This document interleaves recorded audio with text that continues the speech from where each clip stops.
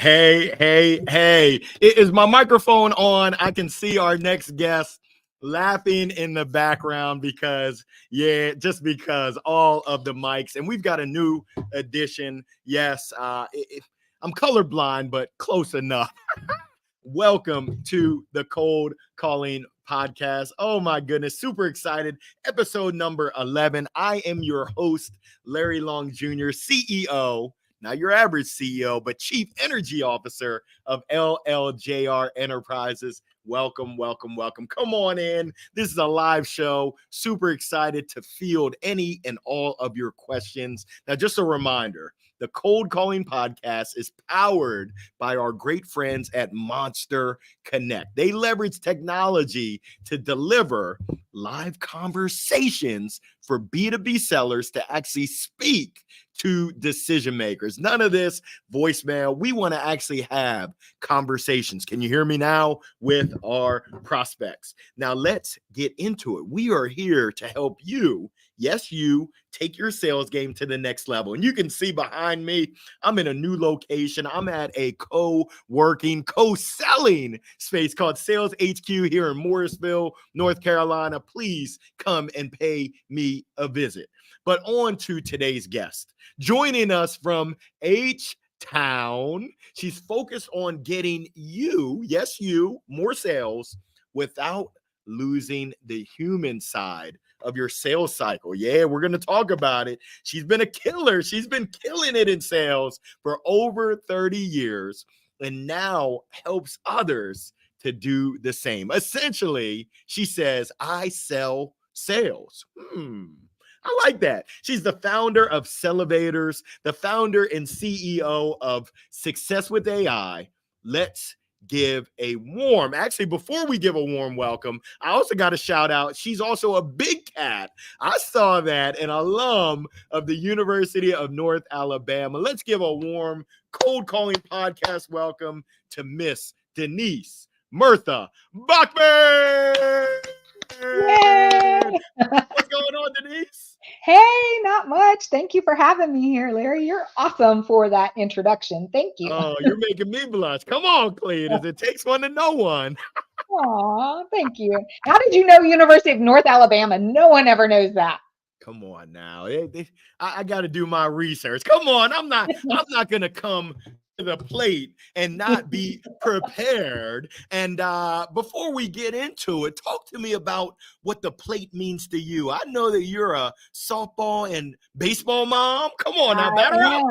Yeah, so the plate, if we're talking sports, means you better have your crap together, because when you're up there, you are on the chopping block if you don't get it right. No, I'm just kidding. No, I watch my daughter and my son play all the time, so it's a lot of fun to watch them. I was not a sports fan at all, but now I love it. It's fun. We're a sports fan. What you talking about, Denise? I No. know. I hated sports, but super competitive. I remember, so my daughter's the older one, Larry, and so she's 14. When she first started, the first sport we played was soccer. I don't know, 4 years old maybe. She sucked terribly bad, right? I mean, she would not hit the ball, or, she wouldn't let her feet even touch the ball. And, I hate sports, but I was the most competitive mom out there, screaming at a 4-year-old to touch the ball, right? Just make an effort. So after 2 seasons, I said, no more. We're not playing this sport because you suck. We're going to put you in something else. And so we tried out softball, and now she's playing high school ball. Wow, 4 years old. You really were. Mama said knock you out. That's my competitive nature. I mean, come on, Larry, we're in sales. Oh, that is what I'm talking about. So I like that. I know who you are, but our viewers and our listeners want to get to know you. So I call this segment the who, the what, and the why. Who are you? What do you do? And why do you do it? Yes. Okay. So Denise Murtha Bachman, you've already said I'm here in Houston. Been here for a really, really long time. Not very exciting. I have 2 kids. I speak German as my primary language here at home. It was my first language, and been in sales, as you said, over 30 years. My very first sales job was selling long distance to businesses, door to door. Remember that back in the day? That probably dates me. I don't know how old I am in comparison to you, Larry, but because you look really young compared to me. But but that tells you how long I've been in sales. But that all being said, I love sales. So what I decided to do was quit my corporate gig and start a sales program in which I essentially train. I mean, we like to use the word coach, right? But I really train salespeople to adopt and adapt to AI because I do think you should leverage it. But then how do you shift your focus on the higher value activities, which is all about humanizing sales? And my why for that, I really have two whys. So I'm going to get really vulnerable and share my real why as it relates to the human experience, the human connection is I didn't have such a great childhood as a kid. So I didn't realize that all of these years I've always sought the human experience. And it took me until this year to realize the reason why I focus so much is because I didn't have that as a kid. But that's not really why I started Celevators or why I realized I didn't truly understand that was my why until recently. So when I first started it, it was because I realized that in sales, one of the things we were missing was the human aspect. We were focused on transactions, and there was all this confusion and chaos with all these introduction of AI technologies. And I wanted to help organizations make better sense of that and really focus on the areas where we can just really add value as humans, because we're the differentiator. When you compare us to the machines and the robots and the AI technologies, even the automation technologies, we're the differentiators. Wow. The human element, the person. Tell me more. Now, I know I was taking a look. Celebators, you got a new cohort coming up in April. Tell me more about Celebators and expand more. What you talking about, Willis, about the human element? Yeah, so the Celevators program is just a 4-week program that really helps you elevate the human and cultivate and elevate the human experience. So, yes, we'll look at technologies and whether or not you're leveraging them right, because I do think you should use them in 4 key areas of the sales process. How do you do that effectively while still retaining the human element within those workflows and within those processes that you've created? But then let's focus on not just building relationships, because hell, we can all do that, right? But it's taking it a step further, not just about know, like, and trust, but know, like, and trust with credibility, getting to true probable root cause by establishing credibility, asking the second, third, and fourth line questions that get you the true reason why the buyers are seeking you out. And then really leveraging that credibility to work through this win-win process. So at the end, you both walk away having both met your objectives, you both feel like heroes, and you both have met your goals. Wow, that is powerful. Now I'm curious. Talk to me about some of your proudest success stories from Celebators alums. Yeah, I think my most exciting one was because the heart of this, yes, it's really great to get to closing a deal, right? But it's all the steps in between that we sometimes forget, right? And negotiations is one that we always need to up our game and upskill and get better at. But it's really in asking the right questions and getting into root cause. And probably one of my most proudest moments, because it's the hardest part, right? Negotiations, you can teach negotiations. You can teach how to get to a negotiation process. You can teach how to build a relationship, some of the activities that you should do, but you can't really always very easily teach someone active listening skills and how to continuously be curious, right? They have to innately, for the most part, want to be curious. So to teach them how to do that sometimes is the most difficult. And so I think my most rewarding was having one of the women that I coached that totally changed her mindset, because mindset's hard, right? And to have her shift and have her go from asking just first line questions to truly getting down to the third and fourth, because she was actively listening. She was audible ready, and she knew her stuff, right? You can't do any of that. You can't get to the fourth line questions unless you can do all 3 of those things. And, her sales have skyrocketed since then because I taught her how to do one of the most important aspects of the sales process that is also the hardest to do. Wow, you absolutely nailed it. And from the man with all the mics, sometimes this can be very, very difficult to listen. And you said active listening. You talked about curiosity. Ooh, I can Yeah. tell this can be dynamite, changing mindsets. That is what I'm talking about. Now, I heard you mention that there's 4 key areas within the sales process. If you don't mind, please share where are those touch points that you really help folks connect with that human element? Yeah, so I think this is where I think technology should be leveraged. The 4 key areas are lead nurturing, client nurturing, and then in between those two are forecasting and customer insights. So, there's a lot of noise. Everyone wants to take advantage of all these AI or automation technologies because let's qualify really quickly. AI is the umbrella, automation is under that umbrella, right? So, Yep. yeah, so most want to take advantage of, and then you've got these whole slew of solutions and you use them throughout the process. There are really only 4 key areas that you should focus on, and it's those 4, right? And leverage them. So, for example, in lead and client nurturing, that's the easiest one to use as an example. But when you create, there's tons of solutions, outreach, seamless, various others, right, that automate the process. So, creating the workflow is the easy part. Anyone can do that. It's creating the workflow though, so that you're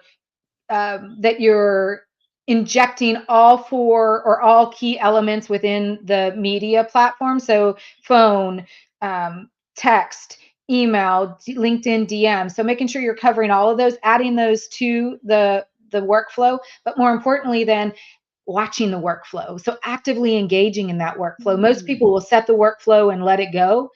And maybe it's a 20 or a 14-day, maybe it's a 30-day, maybe it's a 60-day workflow, but they'll just let it go. The differentiator between you and everyone else is when you actually engage in that workflow. You're paying attention to that workflow. You're going back when someone has responded in a certain way. You stop that workflow. You adjust that workflow. You restart it with a whole new steps within that workflow because of the way that the prospect responded, right? So it's getting engaged in there and overseeing it and making sure that there's still a human element.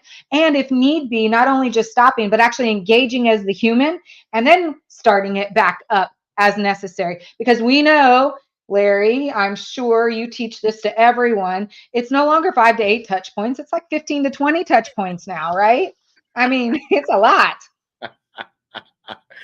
It's a whole lot. Now, I'm curious because this is the cold calling podcast, and our audience, our live viewers, our live listeners, those that are going to check out the replay, they want to know, hey, Denise, what can you tell me that's going to help me better engage? You talked about getting engaged, getting involved, the human element. When I'm smiling and dialing, my boss is making me make 50 calls, 100 calls. I just talked to a sales leader that said their reps are making 125 calls a day. Help. I need some help, Denise. What can I do to have success and really implement and engage in this human element that you speak of? Well, I mean, you had a prime example of that today. When you and I, before when we were in the green room, or right before you sent me to the green room, right? When it was just a, hey, how's it going? Here's what we're going to do, et cetera, et cetera. You had already done your homework and knew that I'd gone to the University of North Alabama. I mean, most people don't even know where UNA is, right? But you already knew that I'd gone there. It's finding information, and sometimes if it has to be a manual process, it does take a bit longer, but that little bit will help you relate to, and it'll enable you to personalize your message such that you should have higher success rates because you've taken the time. Now, if you're making 125 dials a day, I'm not quite certain you can personalize a whole heck of a lot, but you aren't going to be able to do that manually. Instead, leverage your AI solutions so that you can gain customer insights so that when you go to that, when you're going down your list, you have some information that will enable you to connect with them in a meaningful way, because then they'll want to engage with you. I love it. Doing my homework, doing my research for Yeah. all the sales professionals, not the amateurs, but if you're listening in, you're tuning in, you're a professional, and you're looking to elevate your game. like Denise said, the little bit, do a little bit of research so that you can create that connection. You can create that stronger relationship. And speaking of stronger relationships, I love what Denise mentioned before, but I want to dig a little bit deeper. You talked about KLT on steroids. We know that folks like to work with folks that they know, that they like, and that they trust.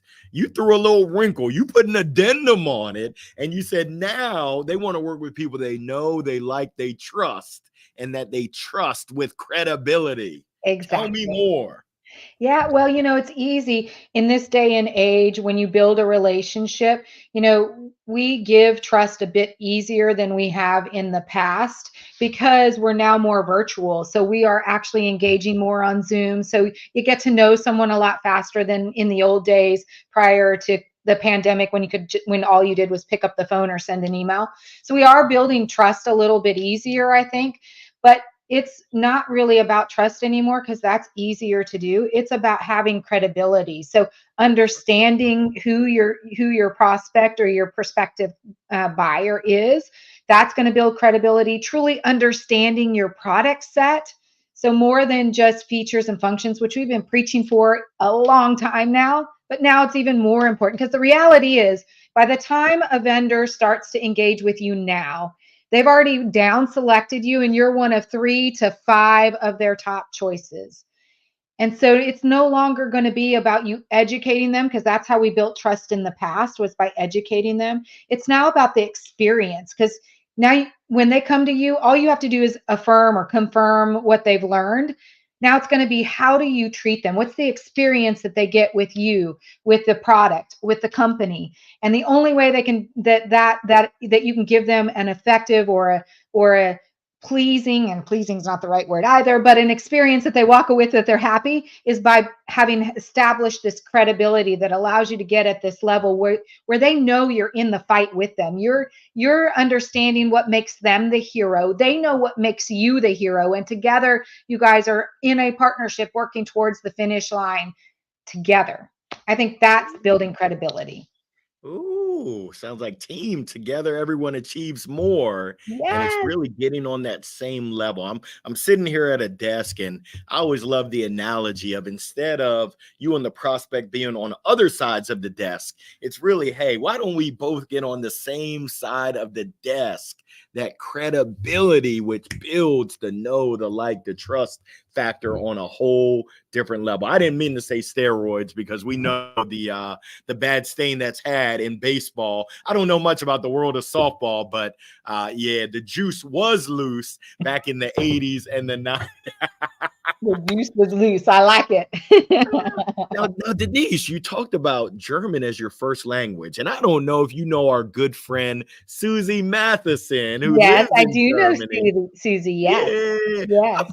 I'm curious. What have you seen from the perspective of cultural differences in sales from German to here in the U.S. in the States? Oh, I mean, Leon White, do you know? We all know Leon, right? Yeah, So yeah. Leon's really your guy and Susie as well, but Leon really studies cultural differences as it relates to sales.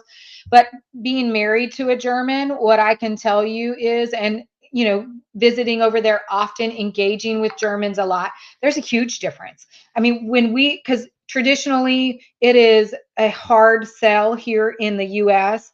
There, it's very much a soft sell. It is more of the strategic selling that we should all be leveraging here in the US, right? But it is very much a much more relaxed, less stressful, more relationship and strategic type of selling than it is here. And then there are just some nuances there, like, making sure here we can be as loosey goosey as we want and have a really good time. There, it's very professional, a bit more formal. Yeah. High German, like they have low German and high German, right? So being able to speak in the high German, yes. It's a little bit more formal and there's less emotion. Like, Americans tend to be super excited and over bubbly and I want to hug everyone. Germans are a little bit more reserved and a little bit more to themselves, don't hug as much, so It's a little bit different. They play really hard, but man, they work really hard. Just a little bit different Yeah, just a little. or a lot different. Yeah, it's really a lot, but that's okay.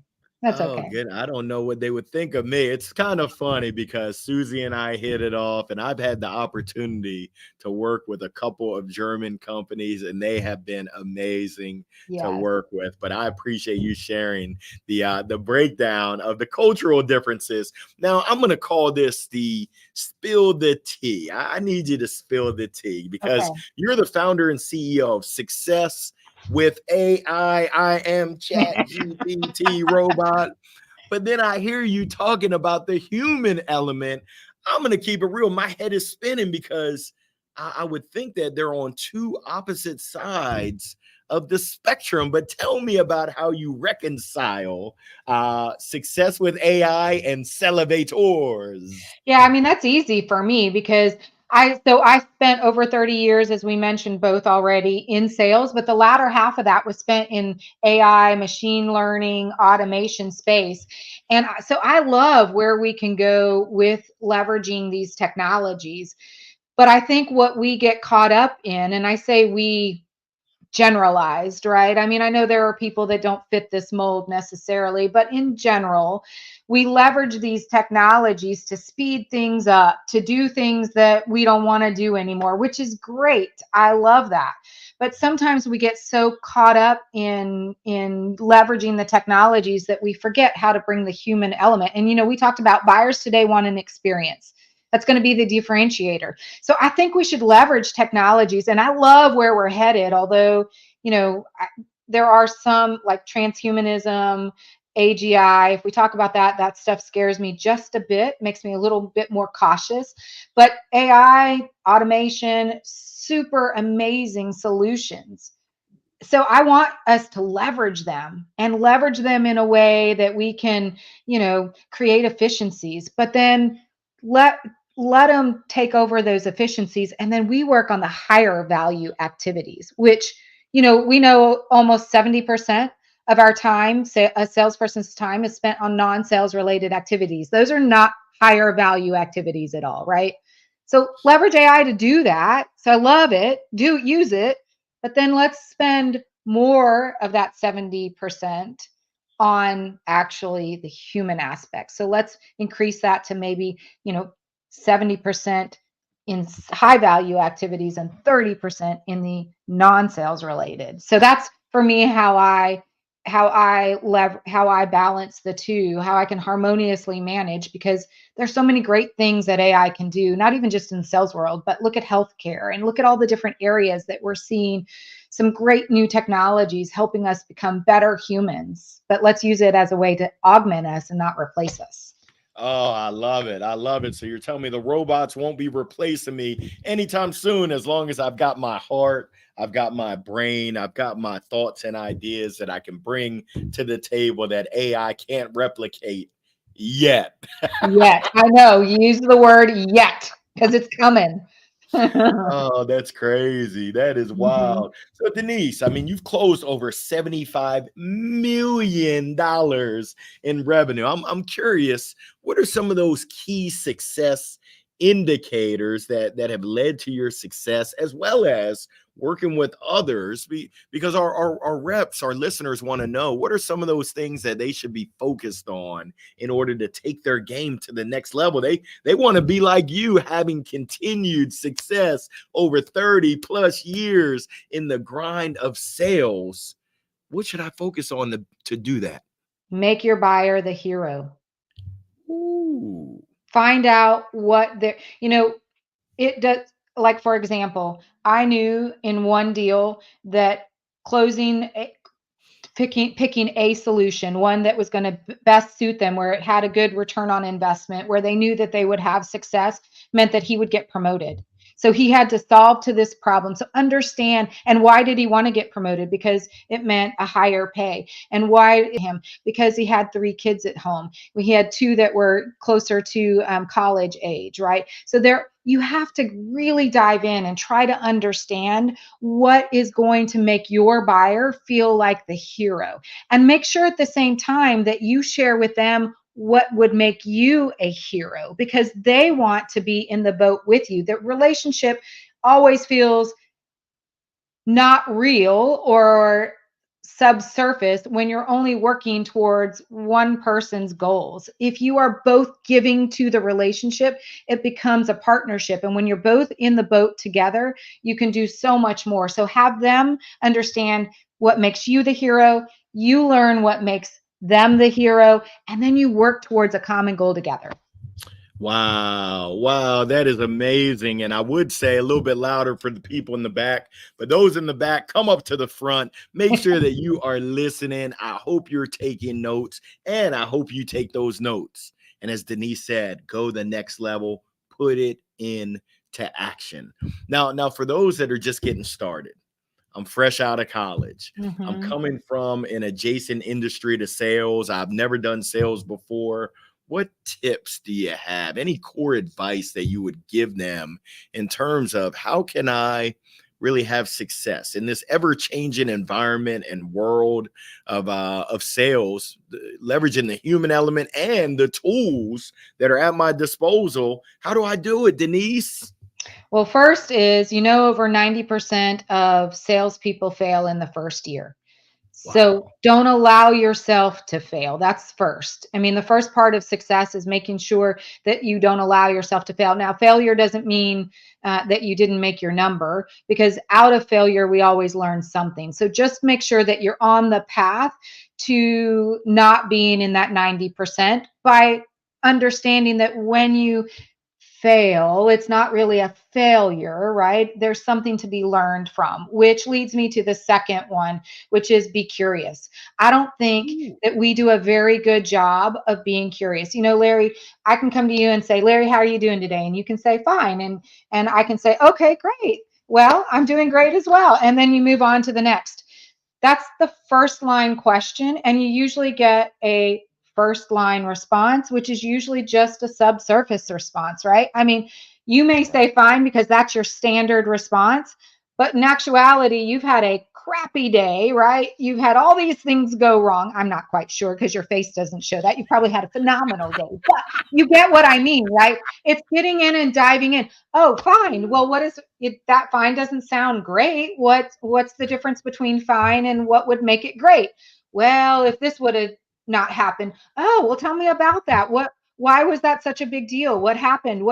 How do you feel about really diving in and getting to second, third, fourth, just all of these different levels of questions that get you to probable root cause. Curiosity will get you to probable root cause. You get those and you couple that with a hero mentality, and you will, and with reminding yourself that even failure can still be part of your success, and don't fall into that 90%. You take those 3 key things and there you go. That is a combination for success. Oh my goodness. You just dropped it like it's hot. I love, love, love what you're talking about. Now, this has been great, but I need to take out that crystal ball. Yeah. I know where we're at, and I know where you've had success before. Where do you see the trends, the future? Let's say, I don't know, 18 months from now. What are we going to be looking at in this world of sales in your crystal ball? Yeah, so I think what we're going to see, and I know this contradicts everything that you do, which is all about the cold calling podcast, right? I think we're still going to have cold calling, but I think we're going to be focused more on inbound than we are outbound. I Okay. think Okay. inbound, the trend that we are seeing is that inbound is where you're going to see a lot more effort and success. Just my 2 cents. But given how much we're talking about cold calling, and the fact that we're getting DM'd and emailed by these robots and bots, the distinguishing factor, the differentiator is going to be the human element, and inbounding, I think, is going to be the way that human element is really fostered. I But love it. I love inbound. I still believe that we still need to cold call, right? But I do think there'll be a higher focus on inbound.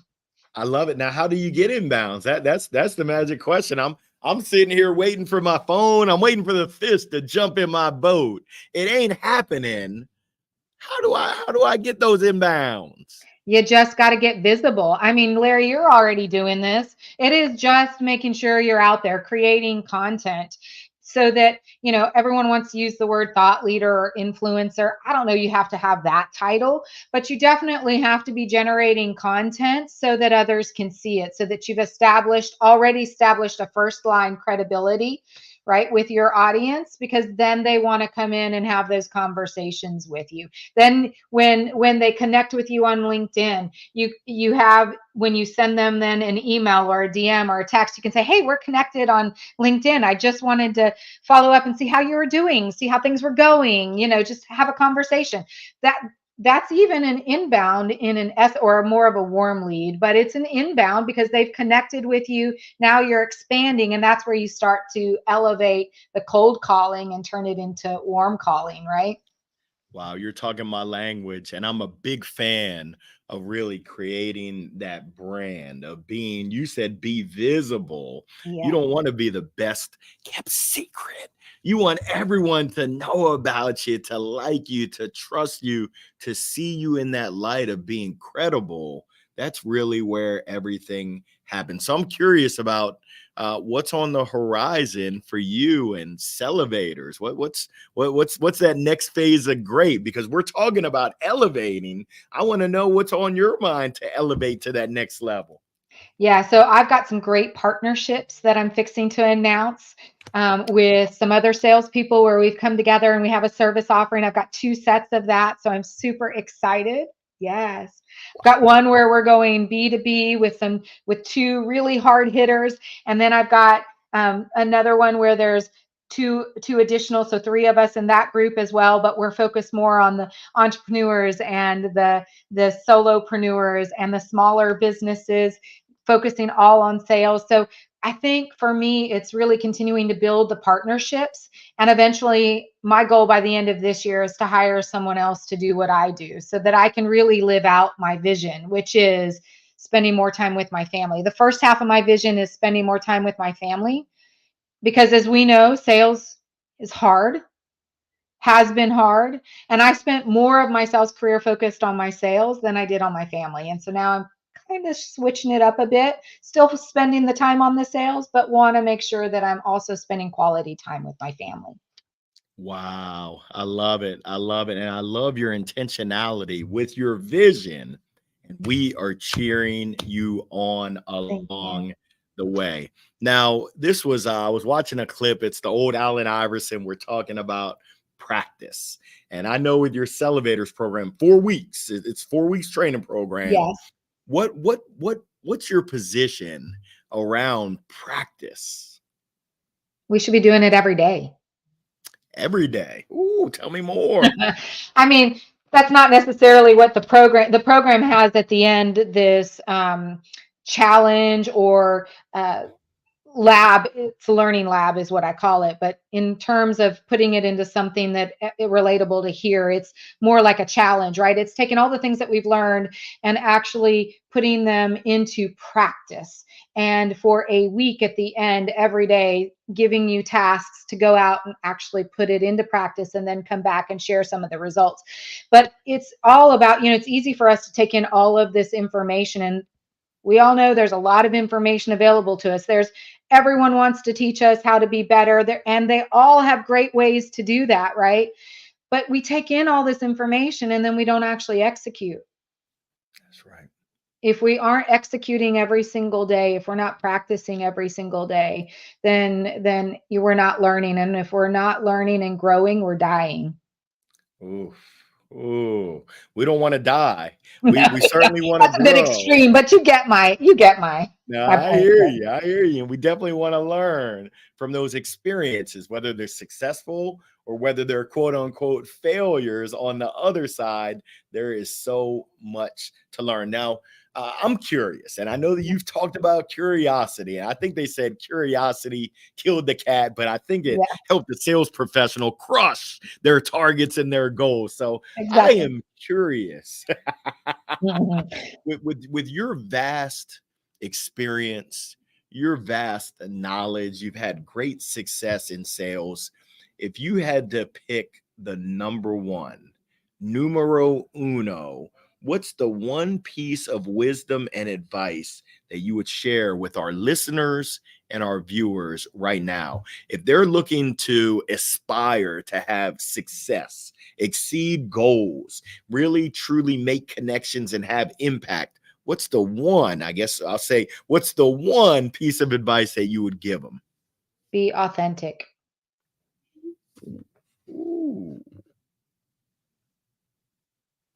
And tell me, that's tell me not an more. easy, so being authentic is not always easy because that means that we have to sometimes deal with some of the demons from the past, get over some of our traumas head on, traumas from the past head on. It's overcoming our fears, right? So there are sometimes it takes a little bit of effort and work, a journey to get to true authenticity because a lot of our lives is spent showing up as to who showing up in the way that we think others want us to show up, right? And instead, what you've got to do is stand firm in your power, be bold, and know that you are enough. So be your authentic self. And when you do that, you will radiate this authenticity from the outside, and people will want to engage with you. They'll want to have the conversation. And we talk about the buyer's experience. Buyers will want to be engaged with you because they know that you're going to provide them an experience because they feel it from you, right? You're radiating it. So authenticity. Wow, that is powerful right there. And that was truly a mic drop moment right there, Denise. And I want to say thank you to you for being authentic and sharing really where your heart for service and your heart for helping with the human element dates back to your childhood. And it sounds like you've done the work, that you've continued to put in the effort, the time to overcome those things of the past that might be holding us back in the present and in the future. That's a message that someone needs to hear right now. There's someone out there that needs to hear that message, and I appreciate you sharing that. Any advice that you would give to someone that might have experienced something similar growing up to you in terms of steps to overcome that adversity and to achieve success? Yeah, so I think let me put some context around that too. So I've had some phenomenal years. I mean, I've made a lot of money in sales. I've had years where life was grand. I built a pool. I made, almost $1 million in 1 year in sales. I got a $30,000 trip just for making my number the first half of the year. You know, I I had, beautiful home. Well, I still have a beautiful home, but I had in the moment, there were moments, and those moments were even years where life was grand. And then something would happen and I would spiral downward. And as sales, we know that we are very hard on ourselves. We also define success a lot of times differently than most others. And so for me, the challenge was, how do I, instead of allowing myself to spiral down, how do I consistently live this life in which I'm happy, in which I am present and I am living my best life? And so for me, what I realized, it took a spiral downward, my last one, to realize that I was not being a great role model for my children. I was also not being true to myself. And while I had these moments of success, I had these moments of terribleness because I allowed the past to come in. So I went on my journey, and I'm almost 52. So this year I'll be 52 in November. Thank you. But it took me 50 years to start this journey. And so once I finally did, though, and I had to find my own way, right? Traditional therapy didn't work. I even shared too much probably on LinkedIn at some point because that's what my content manager at the time suggested. I had to go through a lot of trial and tribulation to get to, where I am on the other side. And I would say you got to take care of the baggage and you just got to persevere. You got to continue to fight. You got to remember that what all of us are expected to lead with is living our best lives, being our authentic versions, not what everyone else wants us to. And so you've got to figure out your own journey, and it's okay. Your journey can be different from mine. Just persevere and realize that there's a rainbow at the end of that journey or on the other side. It doesn't mean life's grand all the time. I mean, you still got stuff to worry about, but it's not as hard hitting anymore because I'm on the other side of that journey. So hopefully that helps someone out there. Oh, big time. I appreciate you sharing that, and I appreciate you joining.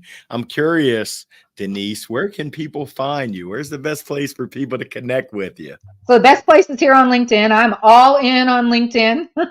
So I am working on those inbounds like there's no tomorrow, right? If I'm not going to outbound as much, I got to put my effort in somewhere. So it's inbounding. So I am doing my Celevators lives on Tuesdays. I have my CAF AI chats on Wednesdays, and I have coffees with Denise on Fridays. So that's my sales, my AI, and my humanity, and bringing them all together, right? So I do those every week, and you can also find me on celevators.com, but primarily on LinkedIn. That's where you're going to find me mostly. Wow. So you're going live. You said Tuesday, Wednesday, and Friday? Yes. When do you sleep? Come on now. I know. I actually do a pretty doggone good job in harmoniously managing my time. Oh, I love it. I hope it's contagious. Can you send some of that over to me, because my time management, in the words of that great philosopher J.J. Walker, it is dynamite and it is blown up. But that's neither here nor there. What can we do? Monster Connect, myself, our viewers, our listeners, what can we do to support you?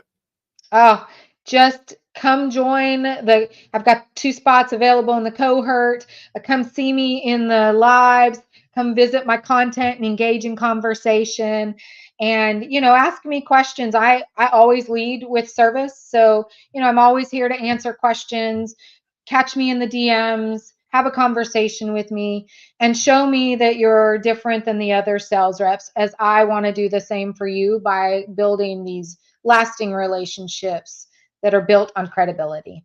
Wow. So you're pretty much telling me we can exhibit the human element to truly connect with you with credibility.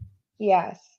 Oh, I love it. Denise, on behalf of myself, on behalf of Monster Connect, our viewers, our listeners, thank you, thank you, thank you for taking the time to join us, for taking the time to unpack and share so many wise nuggets and insights. Oh, that was powerful. And I look forward to staying connected, to interacting and engaging with you, your content, all the great stuff that you put out, and all you do to support the sales professional community. Just thank you. I want to give you your flowers right now. Thank you. And I want to say for all the listeners out there, I mean, Larry, thank you for the flowers.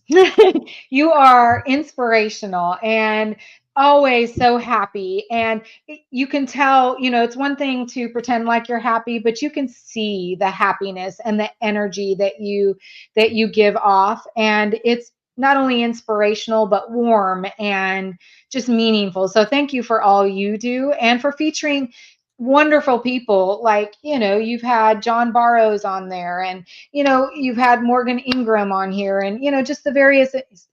Thank you for your continued support and all that you do for salespeople. So thank you very much. Wow, I appreciate that. That means so much. You're making me blush. And I don't know if you know this. I talked about it in my midday motivational minute at 12 noon, that today is World Happiness Day.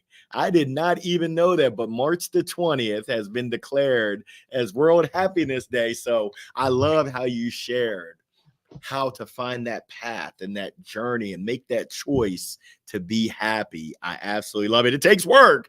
It doesn't come overnight, but it's there and it's right at our fingertips for anyone that wants to answer that door that opportunity is knocking at. So thank you so much, Denise, for just dropping knowledge for all of our listeners and viewers. But most importantly for me, I'm looking at it from a selfish reason. You certainly filled my cup and my heart with all of your great knowledge. Thank you. Thank you. Now, for all of our viewers and listeners, those live, those that are tuning in, please make sure to join us next Wednesday, March the 27th, same bad place. Actually, no, we won't be at the same bad place, but we will be at the same bad time, 1 o'clock Eastern, 10 o'clock Pacific, as we welcome our great friend from St. Peter Port, Guernsey. Guernsey, what is that? The Channel Islands? I want to dig in and understand where in the world is Carmen Sandiego and where in the world is Guernsey. But we're going to welcome Carrie Gard, who's the CEO of MKG Marketing. She's going to hop on and tell us. I saw her post and I said, hold up, wait a minute. You better watch your mouth, Carrie, because she was talking about how she thinks cold calling and cold outreach are dead. I said, say what? So yes, we're going to go from Denise to Carrie to understand what her perspective is around cold outreach. Being dead on the Cold Calling podcast. Thank you so much for tuning in. We wish you all the best, continued success, happy selling, and we will see you next week. Thanks again, Denise. Thank you. Bye, everyone.